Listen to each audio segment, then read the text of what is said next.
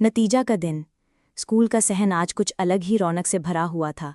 बच्चे ग्रुप बनाकर बातें कर रहे थे, कोई हंस रहा था, कोई खामोश बैठा हुआ अपनी कॉपी के सफ़े कुतर रहा था। ये वो दिन था जिसका सबको कई हफ्तों से इंतज़ार था, नतीजा सुनाने का दिन। अहमद एक कोने में खड़ा था, उसके हाथ पसीने से गीली हो रही थी और दिल तेज़ी से धड़क रहा था।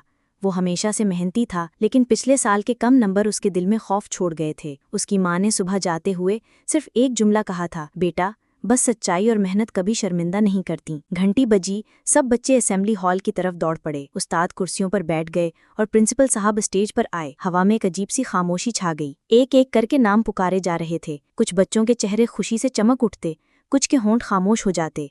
अहमद का दिल अब जैसे कानों में धड़क रहा था। आखिरकार प्रिंसिपल साहब ने कहा, और अब वो बच्चा जिसने इस साल पूरे स्कूल में सबसे ज्यादा नंबर हासिल किए हैं। हॉल में सांसें थम लीं। अहमद बिन यासिर। पूरा हॉल तालियां बजाने लगा।